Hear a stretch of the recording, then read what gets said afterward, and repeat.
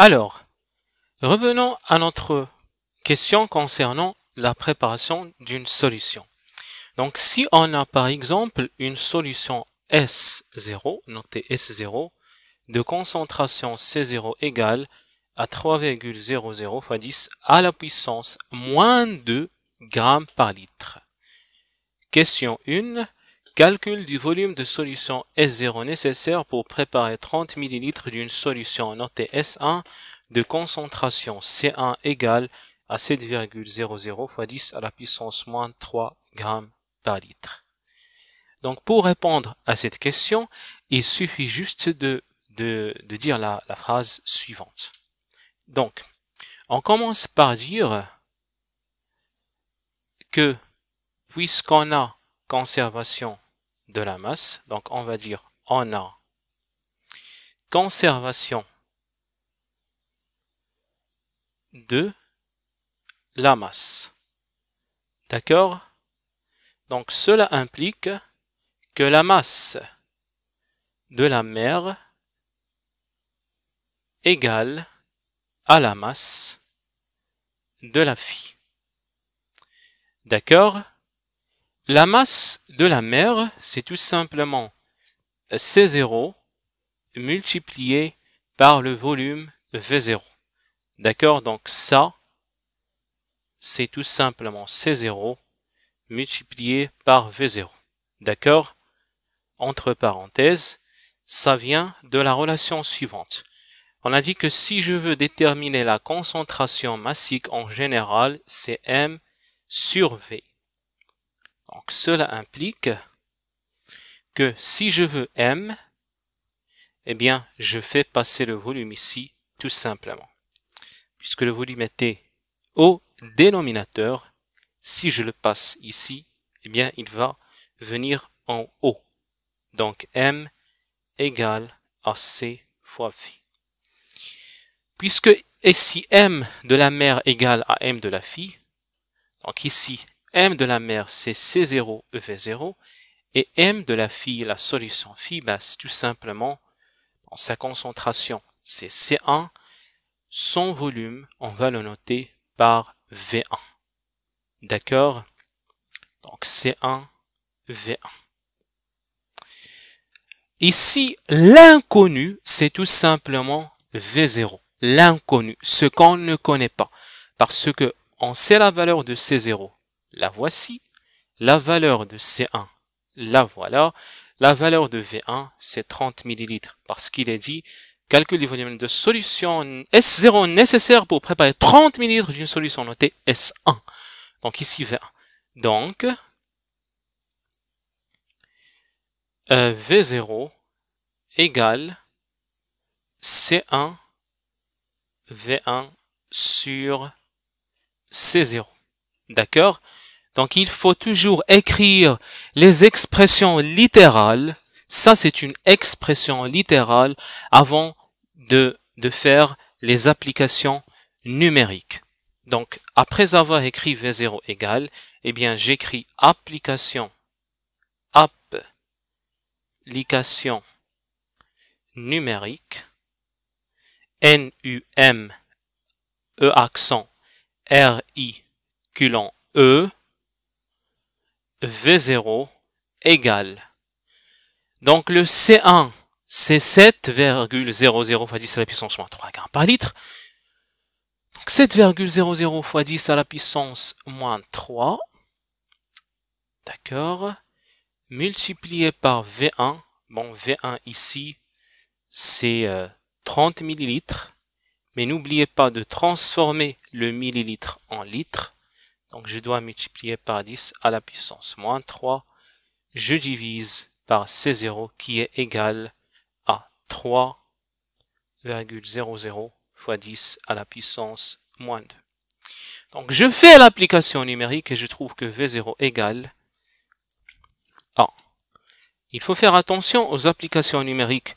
Eh bien, ça dépend de la calculatrice que vous utilisez. Si vous avez la calculatrice qui affiche le quotient tout comme ça clairement, eh bien pas besoin des parenthèses. Vous allez prendre tout simplement ces quantités-là et les mettre là, ces quantités et les mettre là. Mais imaginez que vous utilisez ce symbole-là de division directe. Eh bien, pour utiliser la calculatrice, il faut que cette quantité-là soit entre parenthèses et cette quantité-là soit entre parenthèses pour le résultat soit correct. D'accord?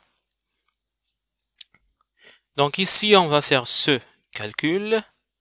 Donc 7 fois 10 à la puissance moins 3 fois 30 fois 10 à la puissance moins 3 divisé par 3 fois 10 à la puissance moins 2.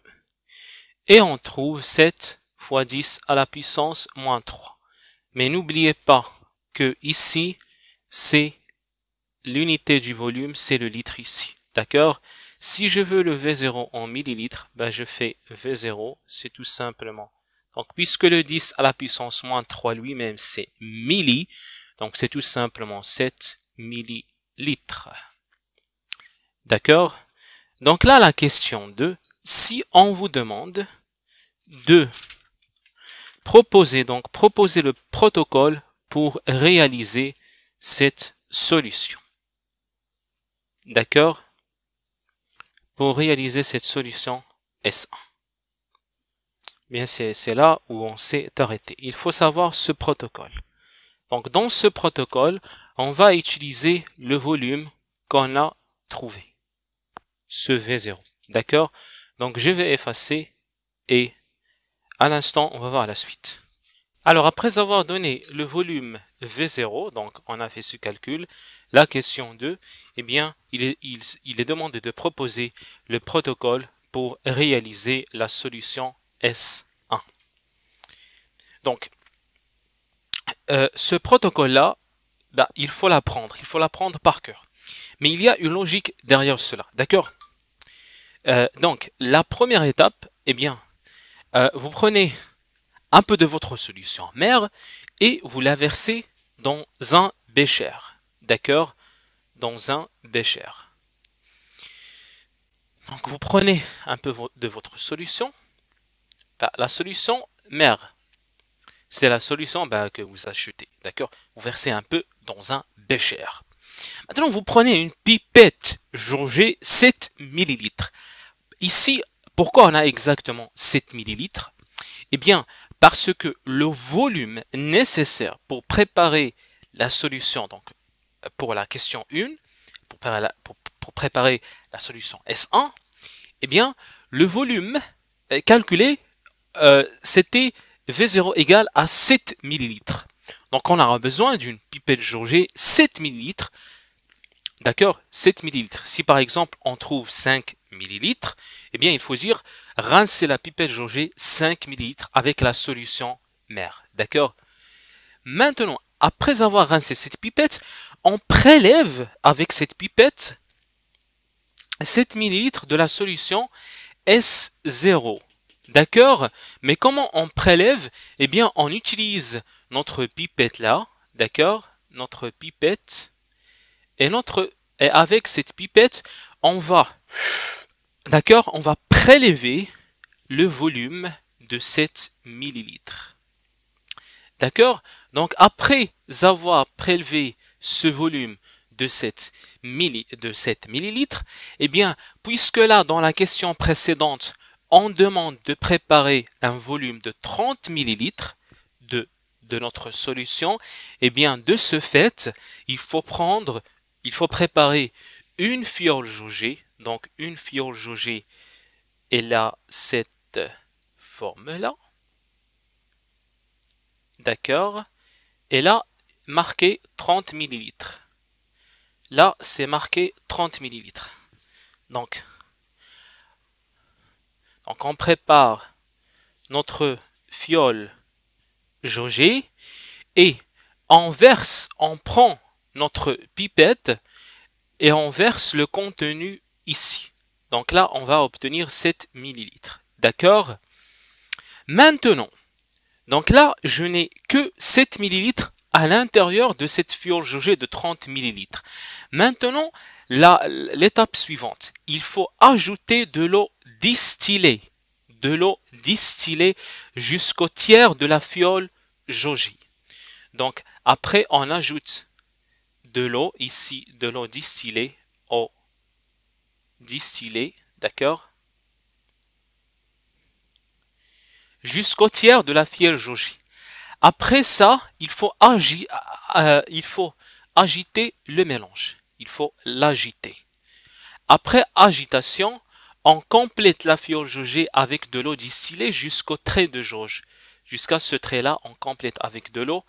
Et à la fin, il faut agiter pour homogénéiser la solution. D'accord? Donc c'est ça le protocole. Il ne faut pas l'apprendre bêtement. D'accord? Il faut l'apprendre, mais comprendre chaque étape. Comme ça, vous allez le comprendre et vous allez mieux l'apprendre. D'accord? Donc là, s'il vous plaît, le 7 ml, c'est le volume qu'on a calculé précédemment.